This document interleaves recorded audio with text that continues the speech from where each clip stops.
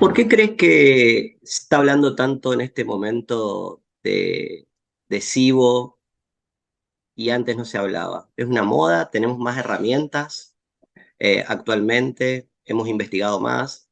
¿O es también una cuestión de difusión, de que las redes o la comunicación está más fluida y algunos profesionales han investigado más? ¿O es un poquito de todo? Muy buenas, Mauricio. Muy buenas a todos los oyentes. Yo creo que como todo, siempre es todo, ¿verdad? Nunca es solo una sola cosa. Por un lado, se va investigando más, lo cual es fantástico. La microbiota está de moda, el SIBO está de moda, lo cual es maravilloso porque se va investigando más, se va sabiendo más, las redes también ayudan. Ahora con Internet ya todos sabemos todos, ¿verdad? O sea, esta conversación estupenda que estamos teniendo transoceánica, Argentina-España. En otra época no hubiera sido posible, así que nada, es todo bienvenido. Y luego, por otro lado, también, aparte de que se va investigando más, que afortunadamente está de moda, que no todo es SIBO, pero que cada vez se va sabiendo más de la microbiota y de las disbiosis, de sus desequilibrios, también yo creo que estamos un poco peor, por decirlo de alguna manera. Estamos como más afectados de salud, que a lo mejor antes no había tanto desequilibrio, tanto mismatch evolutivo que llaman, ¿verdad? Entre lo que esperan nuestros genes o nuestra antigua vida evolutiva y lo que tenemos ahora, todo este mundo moderno que nos enferma, ¿verdad? Que ya no hacemos ejercicio, O que sea tenemos que, comida en exceso. o sea que hemos como que vemos como una epidemia de patologías digestivas. No es solamente SIBO, sino que vemos una mezcla de cosas, pero por eso te preguntaba si está como interés en también profundizar sobre esta patología o este abordaje. En realidad es como que en este momento también tiene que ver que el ojo crea el objeto, ni tampoco todo es SIBO. ¿Mm? Pero bueno, porque hay grupos de SIBO, hay grupos de intolerancias, hay grupos, y bueno, y después cuando tenemos que ver a los pacientes, tenemos que tener una mirada integral y un abordaje sistémico que a veces también es bastante difícil de hacerlo, porque en realidad cuando miramos también terminamos fragmentando.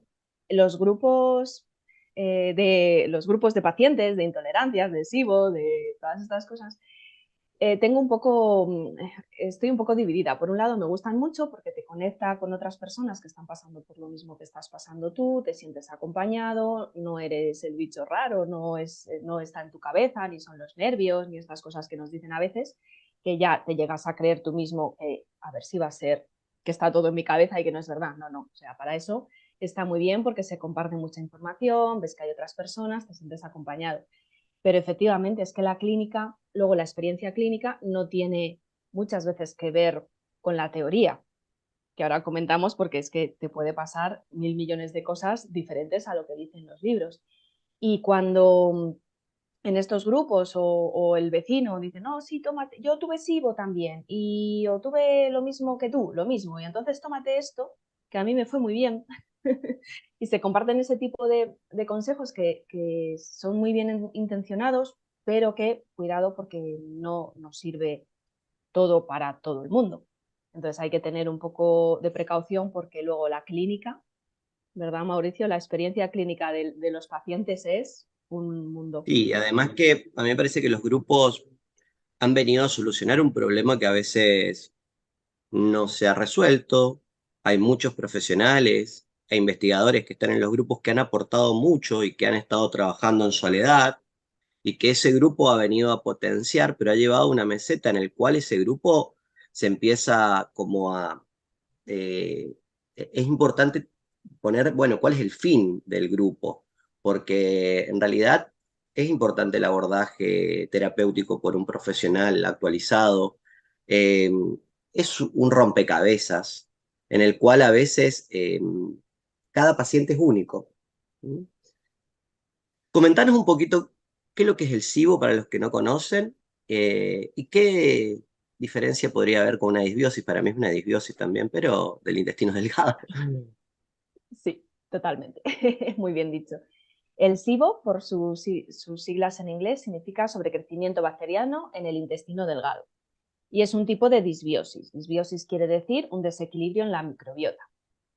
¿Qué significa esto? Que el SIBO siempre es una disbiosis, es un desequilibrio, pero no todas las disbiosis son SIBO. Hay muchos otros tipos de disbiosis. Entonces aquí también se confunden mucho los síntomas porque podemos tener unos síntomas típicos de SIBO, que son los gases, mucha hinchazón, a veces distensión, se nos pone la barriga así como de embarazada, sobre todo ocurre después de comer. Si no comes o te levantas planita y al final del día te sale barrigón con las comidas, y tener muchos gases, sobre todo con alimentos como pueden ser, pero que no siempre pasa, con ajo, cebolla, puerro, con ese tipo de alimentos. Nos pueden dar muchísimos gases. Normalmente no se suele encontrar una relación muy directa con la alimentación. No es me tomo un vaso de leche y me dan muchos gases y me voy al baño. Entonces ahí como que lo tenemos más claro. El SIBO da gases, pero no sabemos muy bien relacionarlo con qué.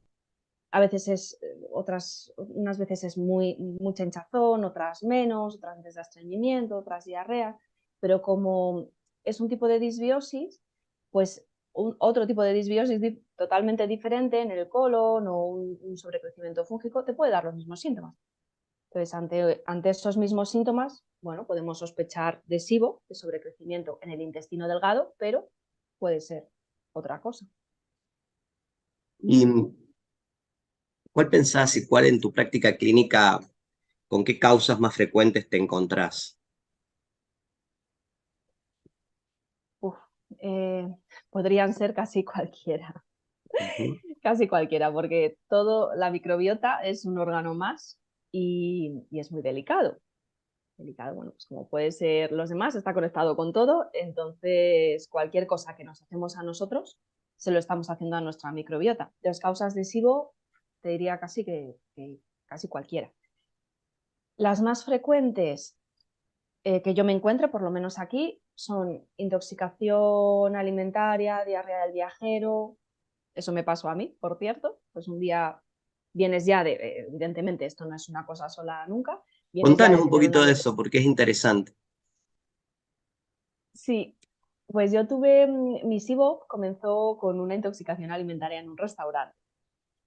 Luego ya echando la mirada atrás, pues me di cuenta que esa semana que yo tuve la intoxicación, que casualmente eso no me ocurrió a mí, yo preguntaba, ¿pero estáis bien todos? Sí, sí, pues habré sido solo yo, algo que habré comido, yo qué sé.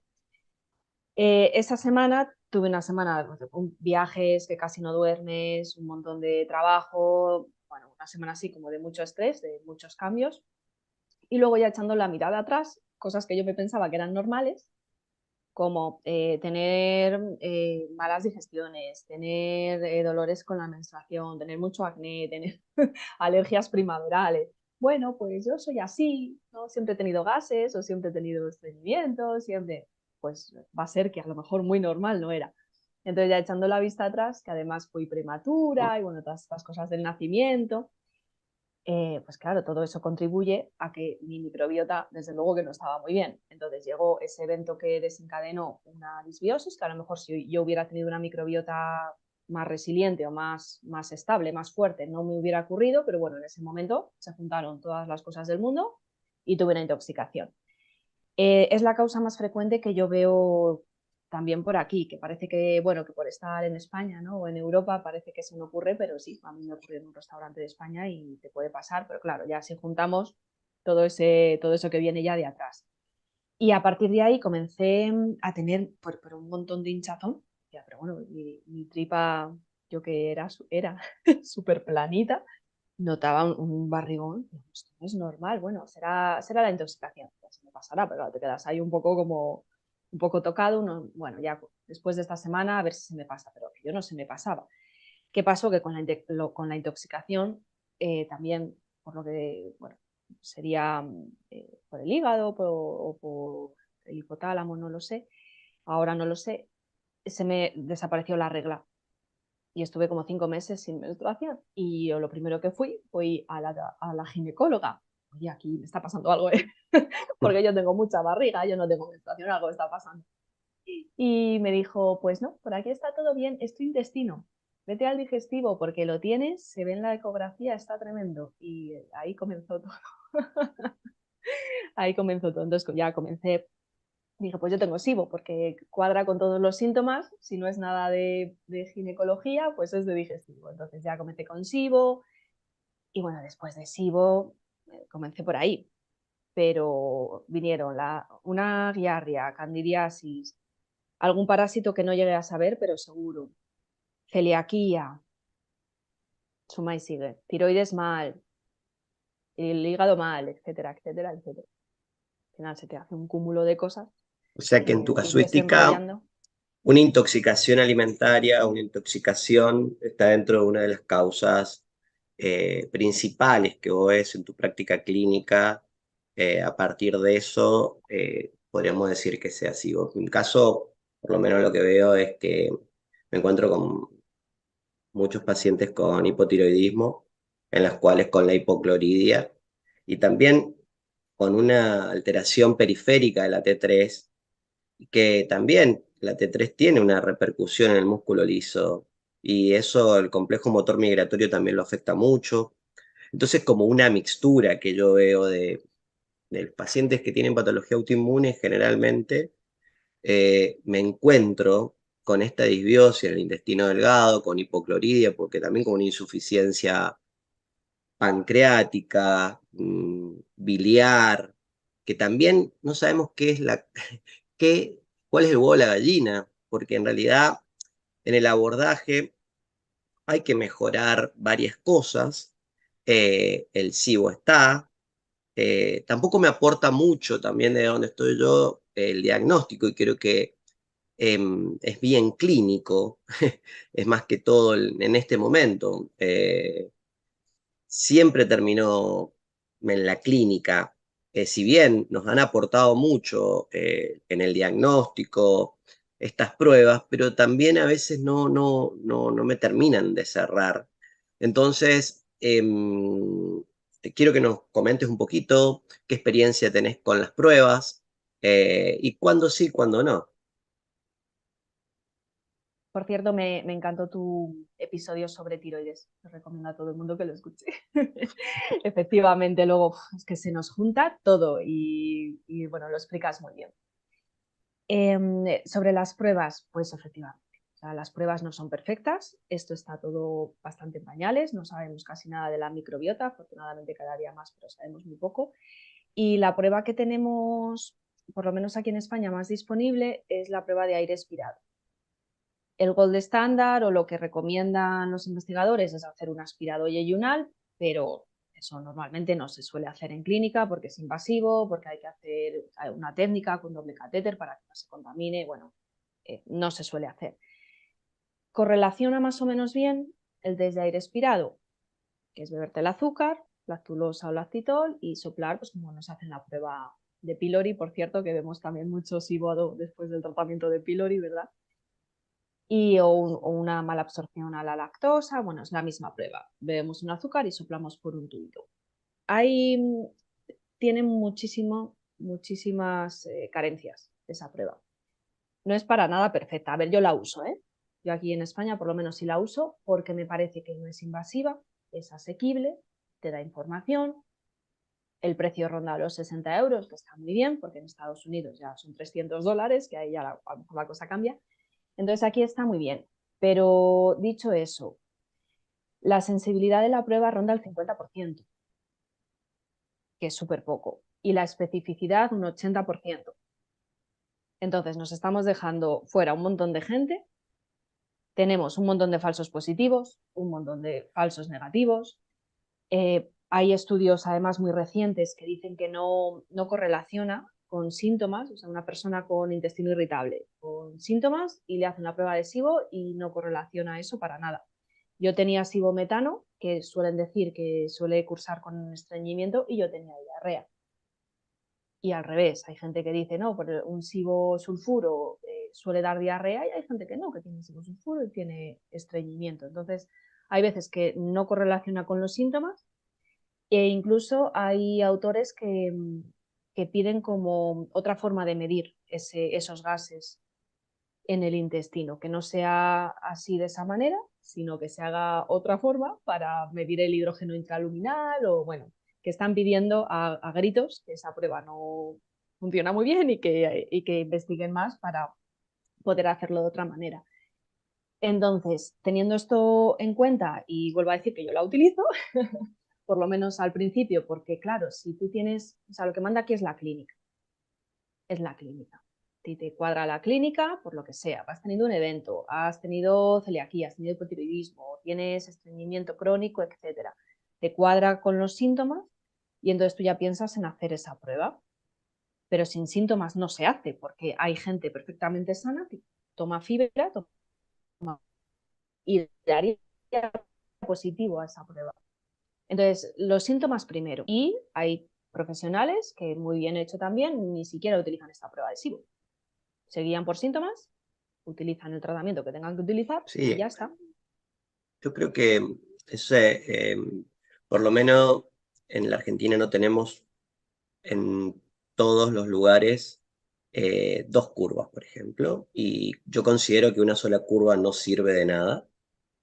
No sirve de nada hacer una curva de hidrógeno solamente, más allá porque el hidrógeno también es parte de nuestro intestino. A veces nos encontramos con patologías mecánicas y a veces hay también hidrógeno, o también la variabilidad de la alimentación que tiene ese paciente y hay exceso de hidrógeno y a lo mejor no tiene tantos síntomas. Por lo tanto, para mí es interesante si seguimos al paciente, porque a veces hacer una curva y después hacer un tratamiento, podemos tener como una visión, pero tiene que ser correlacionado con la clínica. También hemos tenido curvas negativas y el paciente está muy sintomático.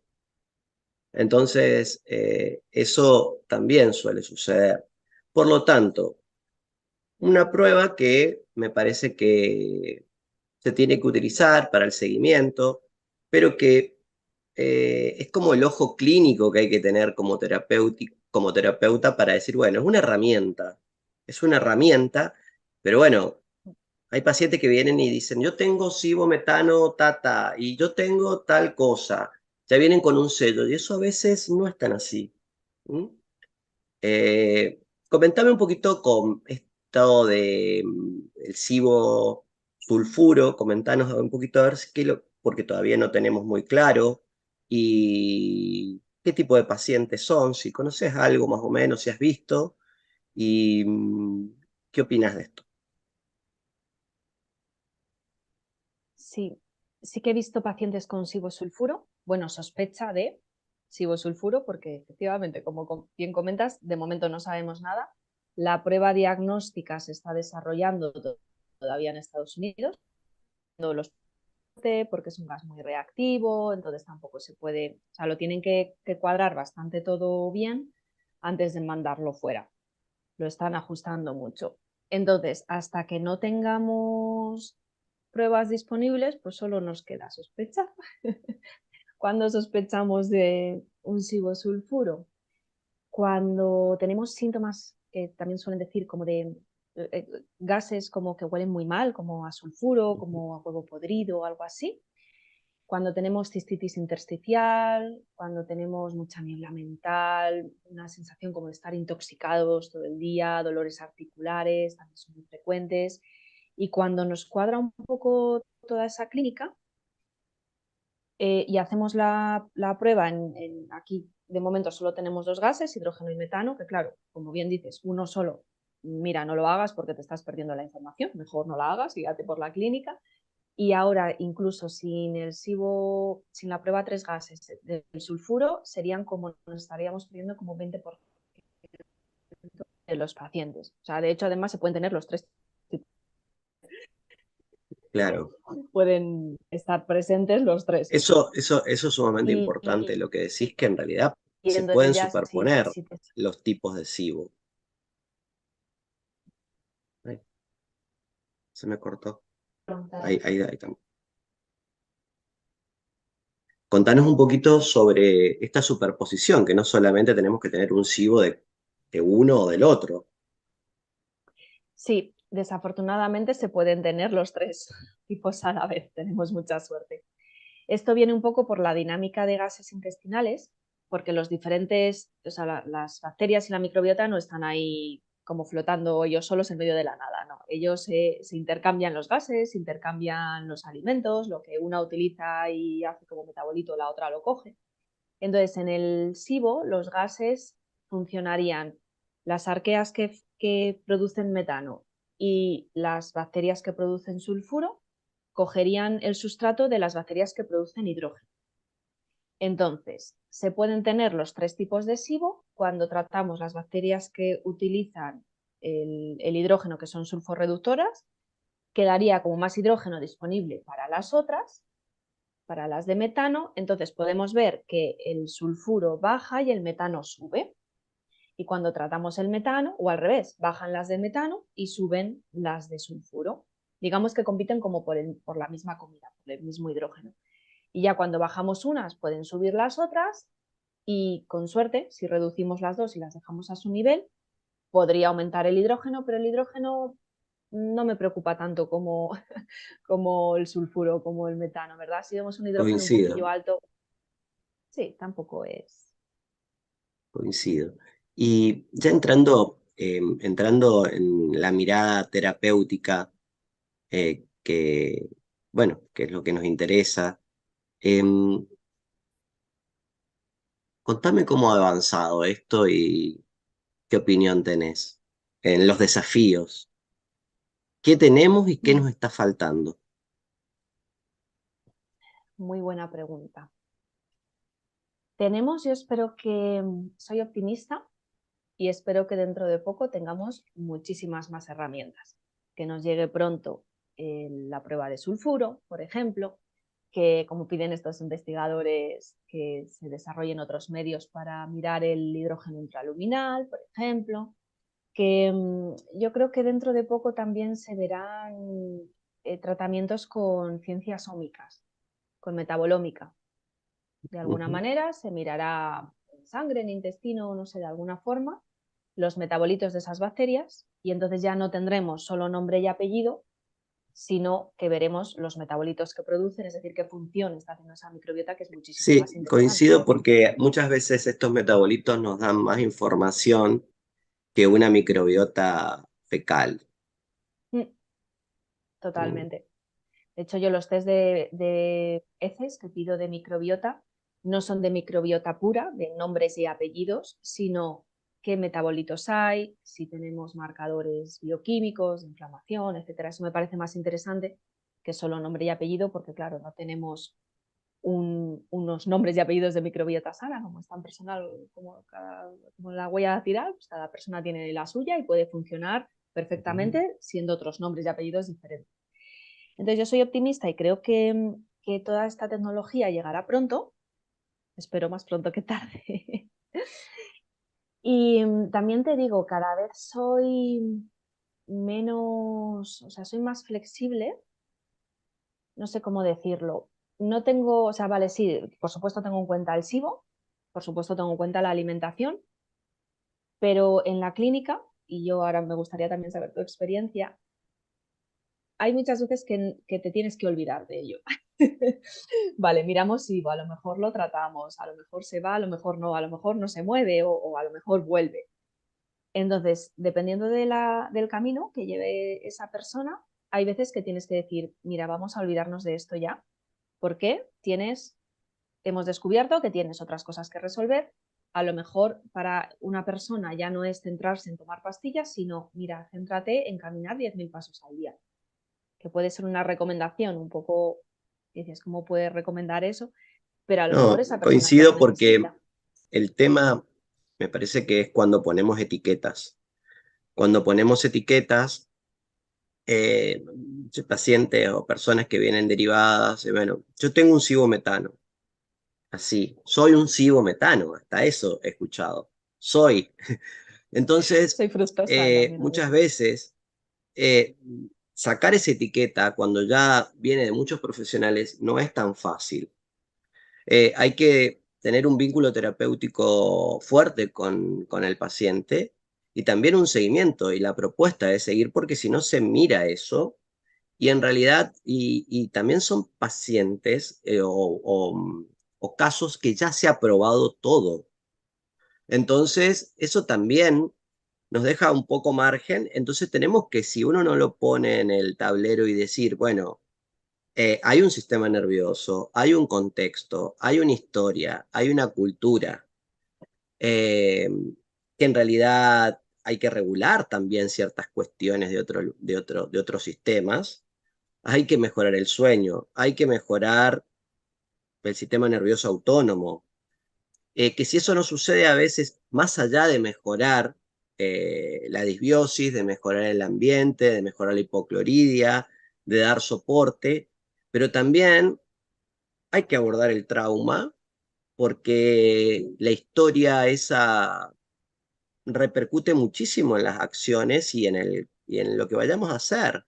Hay que generar un ambiente de seguridad a nuestro sistema nervioso y eso es un arte porque también hay que estar dispuesto al seguimiento de eso en el tiempo. Entonces, esto como que viene a... Es un jugador el tema de este tipo de patologías, muy interesante, y también que es como un cajón desastre que tenemos muchas herramientas. No tenemos que tener, bueno, para esto hacemos tal cosa, porque ya han venido pacientes que vienen, yo ya hice 2 esquemas de tal y tal antibiótico. Eso no sé si te encontrás, que es muy frecuente. Lo más, lo más frecuente. Bueno, te pasará lo mismo, pero las consultas, por eso tenemos tan poca agenda, ¿no? Los profesionales, así que nos dedicamos un poco a esto, porque las consultas duran 2 horas, como mínimo, porque que claro, necesitas saber, que no es por cotilleo, pero necesitas saber qué tal duerme esa persona, si hace ejercicio, cuánto, a qué hora, cuánto duerme, si está contento en su trabajo, si no, si come en casa, si come fuera, si hace... Tienes que saber todo eso, porque claro, no, la microbiota no está ahí aislada, no, no, o sea, el paciente es un conjunto, las personas somos un conjunto y efectivamente a lo mejor la cosa viene, o sea, ya has pasado 3.000 tratamientos, no te ha funcionado nada, pues vamos a ver más allá, a lo mejor la cosa viene de cuando eras pequeño y te sentiste solo y eso te quedó un cableado de ansiedad o de más reactividad y no estás comiendo nervioso y eso no, es que no vas a digerir. Entonces, claro, cada persona requiere una investigación, una A investigación, mí pero que el me, paciente también tiene que estar predispuesto a decir, vale, yo voy a trabajar esto. No hay nada mágico ni una pastilla que me des en un minuto y se me pase. No, hay que estar dispuesto a tomar decisiones y a trabajar en ello. me gustó mucho algo que pusiste eh, en tu libro, que ahora lo vamos a comentar, que dice, cuando me voy de vacaciones ya no tengo síntomas. ¿Mm? Y eso es frecuente. Sigo metano, que hicimos constipaciones crónicas, que tenemos que poner prokinéticos, que tenemos que hacer tratamientos, que tenemos que trabajar el sueño, que tenemos... Y cuando vienen de vacaciones, hice caca perfectamente, fui al baño 2 veces en el día. Entonces, es como que hay que replantearse también los abordajes. ¿Mm? Totalmente. Eso hay que tenerlo también. A mí me gusta hacer, bueno, hacerles, si quieren, un diario o que lo anoten en algún sitio, porque hay veces que no, si no te paras a pensarlo, no te das cuenta de estas cosas. Tus síntomas, porque lo primero que piensas es algo que comí. A mí me pasa y yo sé todo esto y hay veces que te encuentras mal y dices, es algo que comí. ¿Por qué? Porque estamos hablando de intestino, pero a lo mejor no. Igual es que ese día has discutido en el trabajo, que estás más preocupado por algo que tienes que hacer o que te vas de vacaciones, se te pasa todo, pues ahí hay que sospechar. Y en Y relación al abordaje alimentario, ¿qué visión tenés y qué experiencia tenés? Porque lo que veo es que como que hay como una inflexibilidad a veces en el abordaje. Para esto es esto. y para esto es esto. Y a veces también se suelen ver, me parece que es también un paquete de herramientas que debemos tener y como terapeutas, médicos, nutricionistas, eh, es decir, bueno, mirá, podemos empezar con esto, pero después es la que mejor te asienta bien a vos o la que mejor toleres, pero en el tiempo, porque si no vemos como unas dietas muy restrictivas en el tiempo, que son imposibles de seguir. Y también en el estrés que tienen, o sea, también los estresa mucho. No sé qué opinas de esto. Sí, efectivamente. Creo que he tenido más gente que me ha dicho, anda, pues pensaba que me ibas a restringir y en lugar de restringirme me amplías la dieta. Sí, es que a lo mejor, claro, ¿qué pasa? Que nos sientan mal ciertas cosas o vamos a probar, quitamos el ajo, el porro, la cebolla, tal, que está muy bien hacer una prueba, pero ya no lo vuelves a incorporar porque ya has visto que no te sentaba muy bien, que no es el alimento, sino, bueno, pues extrusivo, que por eso está reaccionando. Ya de paso te quitas no sé qué otra cosa y al final acabas comiendo arroz y pollo. Y esto que parece una cosa, yo no doy crédito todavía a la cantidad de gente, pobrecitos, que terminan comiendo arroz y pollo. Pensaba que era una cosa que se decía. No, no. Muchísima gente termina comiendo arroz y pollo porque es lo único que les sienta bien. ¿Qué pasa con eso? Pues que estás matando de hambre a tu microbiota. Eso no tiene fibra ninguna, ni alimento, bueno, el pollo todavía, pero o sea, te estás desnutriendo realmente. Y luego viene la parte de relación con la comida, ya no solo de nutrición, que ninguna, ni para ti, ni para tu microbiota, sino la parte de relación con la comida porque te estás obsesionando con la comida y le estás cogiendo miedo a la comida. Entonces eso, yo cada vez soy menos partidaria de hacer una dieta FODMAP o de una dieta mucho menos carnívora o algo más así, muy restringido, porque a la larga no funciona. Las dietas tampoco curan, bueno, salvo la No, dieta elemental, que es un tratamiento médico, pero no te va a curar. Lo que sí que te va a curar es comer bien, comer con densidad nutricional, tomar muchos polifenoles para tu microbiota, eso a la larga sí que la va a equilibrar. Pero porque hagas una dieta restrictiva, una dieta FODMAP 15 días, no te va a curar. Te disminuirán los síntomas, pero no cura. disminuye los síntomas, se puede abordar, se puede complementar con el abordaje terapéutico en un principio, se puede, cuando hay muchos síntomas, eso tranquiliza también al paciente, pero no lo cura y pasa lo mismo. ¿Qué opinión tenés con, por ejemplo, con la dieta carnívora o la dieta keto? Las uso, me Ujú. gustan, ¿eh? Se ha dicho esto que yo te he dicho, no, pues no me gusta No, mucho no, con no, las dietas restrictivas. yo también lo Las uso, pero uso un todas. tiempo. Exactamente. Dependiendo de cómo venga el paciente, si está muy mal y bueno, pues de la historia que haya tenido, de los síntomas, pues si es un sibosulfuro no le vas a poner una dieta carnívora o al Seguro. revés, ¿no? Claro. Y o si tiene un crecimiento de proteolíticas. Bueno, hay gente que le sienta muy bien y que te dice, mira, por favor, o sea, que no me importa para nada, me encontré fenomenal, solo quiero descansar unos días. Vale, pues hacemos yo qué sé, unos días de dieta carnívora, pero cuando tú te canses o cuanto antes, por favor, vuelve a ampliar la dieta. Entonces yo las uso y la keto me gusta muchísimo, bien hechas, claro, todo es susceptible de hacerse regulinchi, ¿verdad? De hacer una Bien keto hecha guarra porque y también nos encontramos con dietas ketos muy mal hechas y se pierde mucho la biodiversidad de la microbiota en el tiempo. Entonces, bueno, si se amplía eso con cierto tipo de verduras, me parece que es bastante interesante.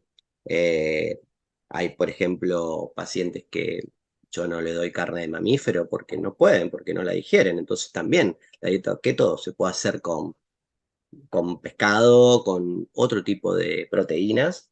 Y eso también es interesante, adecuarla a cada paciente. yo soy muy fan de verduras, pescado. Ante la duda, unas sardinitas Seguro. y un purecito de muchas verduras, todos los colores que uno pueda echar. Eso es Em, acierto seguro. comentame un poquito esta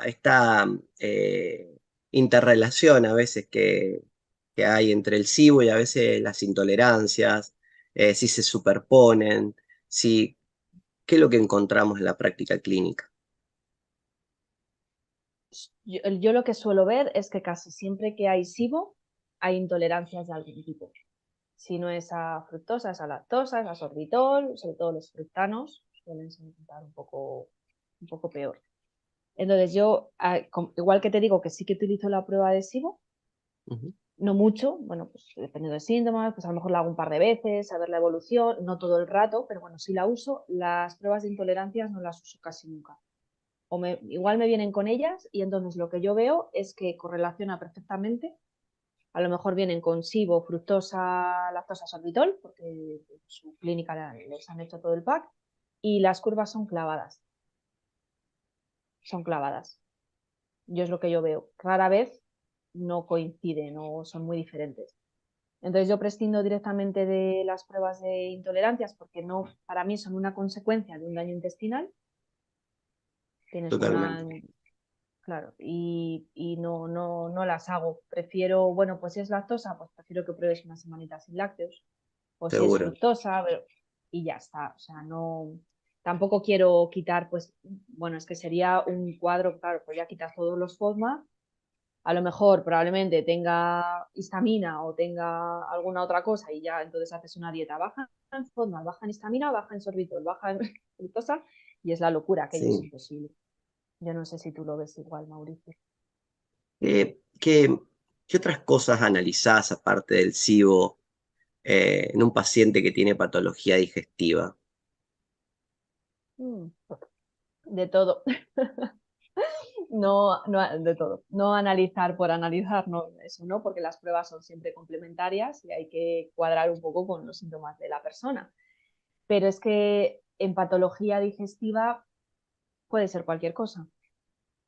Desde, como comentabas antes, un hipotiroidismo, un estrés o alguna cosa en la edad temprana. Si se te pasa de vacaciones, a lo mejor es algo en el trabajo. Y es que pregunto todo, desde el ejercicio que hacen, que a veces no se hace, o que no comen verduras, o que también me encuentro malas alimentaciones, que bueno, no voy a decir normal, es lo habitual ahora, comer a base de ultraprocesados, o que te digan, no, yo como muy bien porque desayuno cereales ecológicos, como arroz y ceno quinoa. Nutrición cero. Entonces yo siempre pido, bueno, pido, si no la puedo prescribir yo, pero bueno, una analítica completa, lo más completa que puedan. Y luego siempre pues tienen alguna otra prueba, porque alguien no suelen venir así, bueno, pues ya llevan una historia, te encuentras mal de hace muchos años, has ido a tu médico, te ha hecho analíticas. Yo siempre sospecho de celiaquía, porque es como está Contame un tan poquito de eso, de la infradiagnosticada, experiencia de la celiaquía que está para mí subdiagnosticada.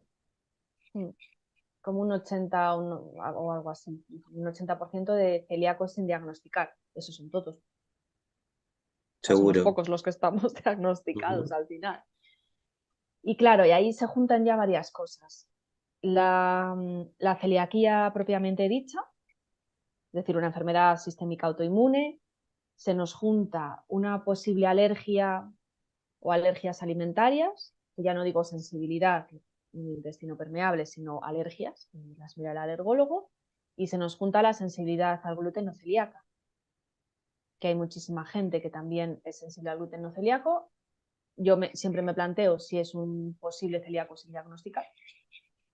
Sí, me lo miraron y dio negativo. Bueno, habría que ver, con todos mis respetos, pero hay veces que no, o te lo descartan con un anticuerpo en sangre, algo así, mal hecho. Y luego, claro, ya no es solo el gluten, sino el trigo moderno, los fructanos, el glifosato, el nitrógeno, Sí, tóxicos, los metales etcétera, pesados, metales eh, pesados. los parásitos. Ujú. Sí, en realidad, en esta patología, más allá de ir a abordar el SIBO o la disbiosis, es sumamente importante la inmunorregulación de los pacientes. ¿Mm? La inmunorregulación, trabajar el sistema inmunológico, la resiliencia. esto que planteamos de las dietas de eliminación, muchas veces se pierde la resiliencia intestinal y es importante que la encontremos, porque si no son personas que ante pequeños estímulos, cualquier cosa ya los tenemos como entre algodones, tenemos ahí, y eso me parece que también es un desafío terapéutico, es mejorar la resiliencia. La resiliencia inmunológica que tenemos nosotros. Y eso, bueno, me parece que, ¿qué tipo de intervenciones, aparte de las digestivas, proponés? Y aparte que en tu libro lo ponés. Sí, porque somos un holobionte y los holobiontes no estamos solos en el mundo. Somos más bichos, somos más microbiota que humanos y estamos en amor y compañía con otros humanos, con otros animales, con el entorno, con el ambiente, pues es que todo influye, o sea, no podemos estar muy sanos si estamos en mitad de una ciudad súper contaminada, llena de metales pesados, etcétera, etcétera, etcétera. Porque eso es así, vamos a enfermar seguro. Yo siempre suelo proponer un enfoque global, si me dejan, y mis informes tienen como 30 páginas, porque siempre les digo desde cómo tienen que, no tienen que, pero bueno, entiéndeme, como, bueno, recomendaciones sobre salud oral, sobre cepillarse los dientes, mindful eating, comer sin estrés, eh, utilizar los menos tóxicos posibles en tu casa, el descanso, recomendaciones sobre higiene del sueño, de pantallas, de ritmos circadianos, de ayunos, de ejercicio, también me meto ahí donde no me llama nadie. Son recomendaciones muy generales que yo he ido cogiendo así de otros grandes expertos y lo junto todo en un informe gigante, pero yo le digo, bueno, no os agobiéis, vamos a empezar por aquí, recomendación, paso número 1, vas a hacer esto, lo que corresponda en ese momento, pero yo te doy todo esto para que tú trabajes todo el año. No te agobies todo el año, no pasa nada. Paso a paso. ¿Qué es lo más urgente? Pues a lo mejor que duermas mejor. Si duermas mejor, ya vas a estar mejor del intestino. O que hagas un poquito de ejercicio, ahí a lo mejor va a ser mejor al baño. O que te pongas un poquito al sol por las mañanas, ¿sabes? A lo mejor ya mejora tu tiroides. Bueno, pues esas cosas, yo es que me meto en todo. Luego digo, virgencita, me estoy metiendo donde no me llama nadie, pero sueño, o sea, descanso, No, descanso no, relax. porque yo en eso soy como que eh, tenemos que ser como generalistas. Y si bien podemos tener un poco de experiencia más o menos en una cosa, yo no, es como que cada vez estoy más alejado de ser experto en algo, porque me aleja del abordaje general. Y eso también es, bueno, mirá, esa persona hace esto, porque terminamos yendo al súper especialista de algo, y yo me parece que estamos tratando de que eso no es tan así a veces. Y entonces me parece que, mirá, es cómo nos paramos, y a mí me parece perfecto que profesionales trabajen en alimentación, porque es como que este terreno no es tuyo, este tampoco no es tuyo, y yo no considero eso. Me parece que no, esto no lo voy a hablar porque no me pertenece. Y me parece que es como una desaprender eso. Bueno, hay gente que puede tener más experiencia, pero me parece que son límites difusos en los cuales uno puede ir accediendo y también es un desaprender del modelo cartesiano en el que hemos sido formados en la universidad y estamos planteando un desafío desde el pensamiento complejo y sistémico. Entonces, considero que hay que atravesar, si bien no nos podemos dedicar a todo, y tenemos que tener trabajo en equipo y a veces crear dispositivos terapéuticos, creo mucho en eso. Es un dispositivo terapéutico es como amasar la arcilla, no es que uno trabaja una cosa, otro trabaja una cosa, porque también eso no es integralidad, trabajar un poquito cada uno, sino, pero eso que vos decís, a mí yo lo replanteo, mirá, ¿listo? ¿Por qué Azul no puede hablar de alimentación y también puede hablar de ejercicio y de ritmo circadiano y de emociones? ¿Por qué no? Si es que al final la salud no es solo una cosa. Si yo realmente, a lo mejor si me ciño a mi, entre comillas, especialidad, solo debería hablar de alimentación o dietas específicas para SIBO, pero es que no te va a funcionar. O sea, yo lo que me he dado cuenta ya por mi experiencia propia, ya no solo por el camino profesional, que también, claro, yo empecé en genética, pero me di cuenta que no toda la genética, entonces me fui a la epigenética, luego me fui a la nutrición, luego me di cuenta que la nutrición tampoco, que el estilo de vida. Entonces vas recorriendo un camino y en mí misma es que me di cuenta también de forma, por la experiencia, es que solo tomar las pastillas para mi SIBO no te va a funcionar. Es que solo eso no funciona. Entonces ya tienes que ponerte a aprender, pues igual que yo he aprendido de otros profesionales, pues bueno, yo les doy esa herramienta. Bueno, es que solo esto no te va a funcionar. Mira, tienes que hacer ejercicio, por lo menos esto.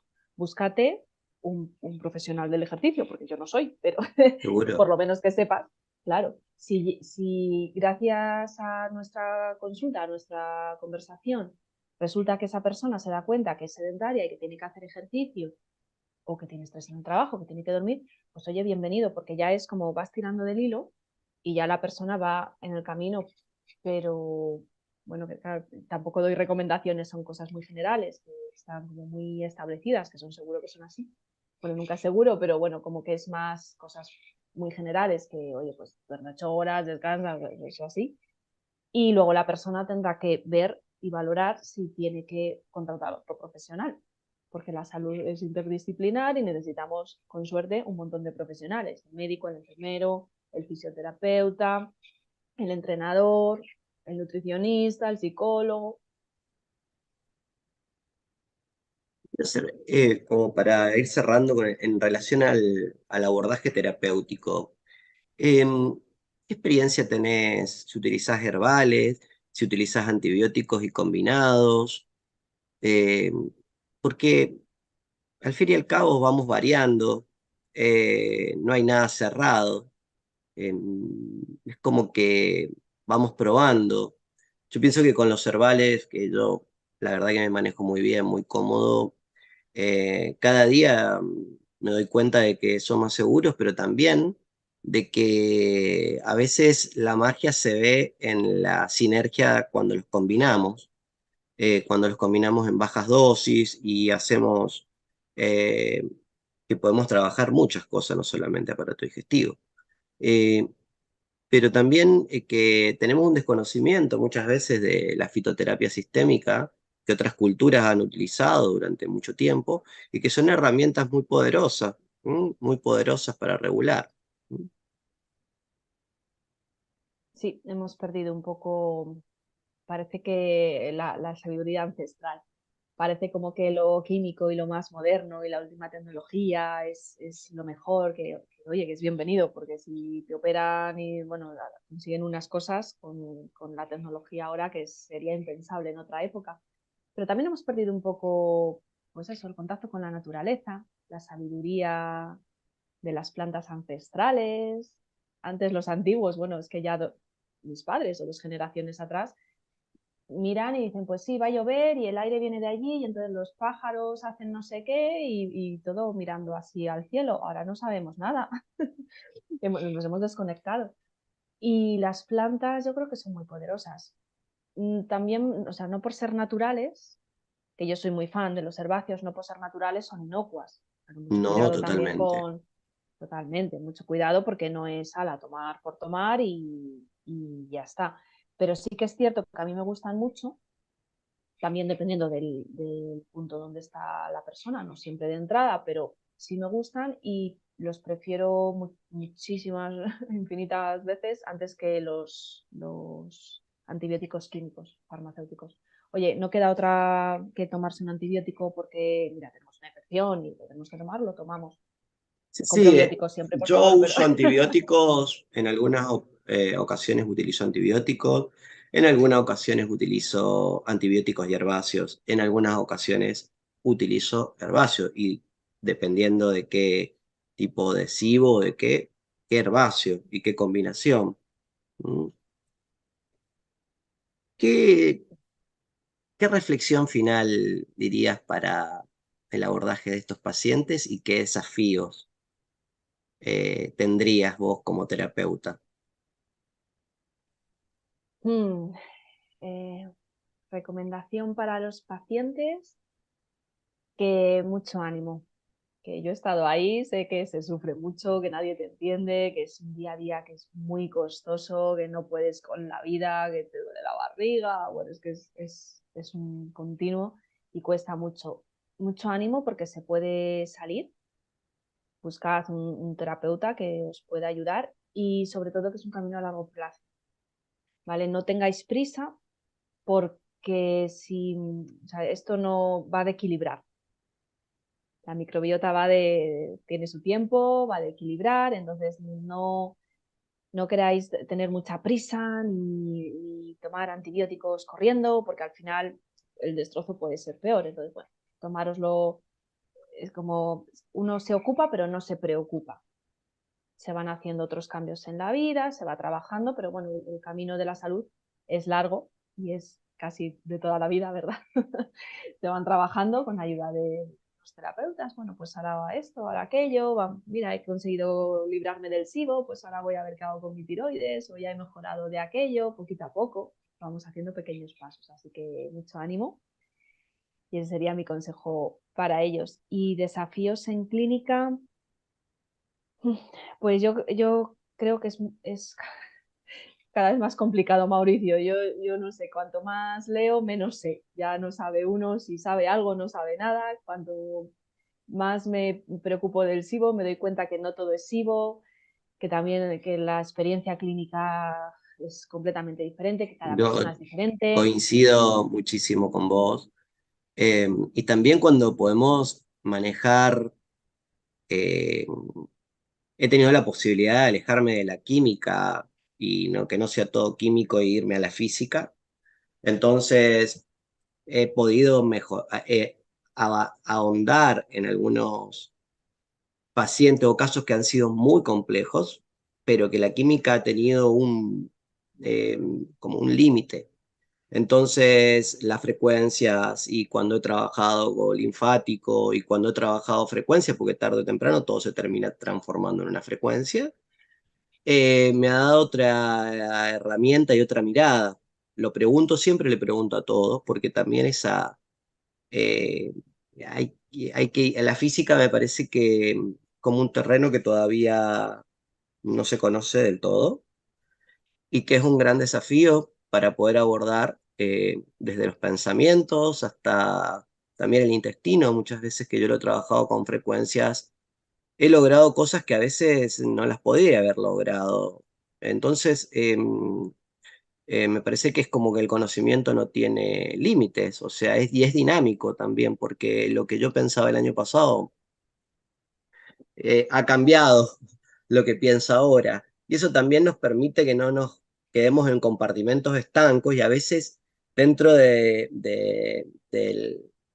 la medicina es como que se aferran a dogmas en los cuales esto es así y esto es así.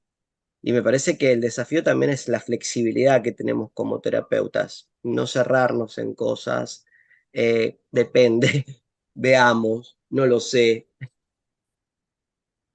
Sí, a mí me gusta mucho, ven a vernos a España, Mauricio, me gusta mucho el trabajo que haces con la frecuencia. vamos a ir. Sí, avísanos, por favor. Sí, efectivamente, es que al final, si nos ponemos metafísicos, pero es que es verdad, es que es física cuántica, somos todos energía. Entonces, con la energía y con las frecuencias se consiguen muchas cosas. Y hay veces que hay que salir también de la química. Y si a un paciente le funciona la acupuntura, el reiki, lo que sea que dice la ciencia que no tiene evidencia, bueno, pero a esa persona sí le ayudó, pues ya está, ¿no? Entonces, Bien, bueno, yo soy muy fan de buscar mucho alrededor. bueno, te agradezco muchísimo, una charla muy amena. Eh, Cuando colguemos el podcast vamos a mostrar tu libro que ha salido, ¿m? Hace muy poquito. No está en Argentina todavía, pero en algún momento va a estar. Así que, bueno, admiro mucho tu trabajo, veo que hay una evolución continua, una investigadora en todo, con muchos desafíos y incansable en el conocimiento, en las propuestas. Así que bueno, te admiro mucho, me gusta mucho tu trabajo y te agradezco por este conversatorio. Muchísimas gracias, Mauricio. La admiración es mutua y ojalá nos veamos pronto para compartir. Muchas gracias.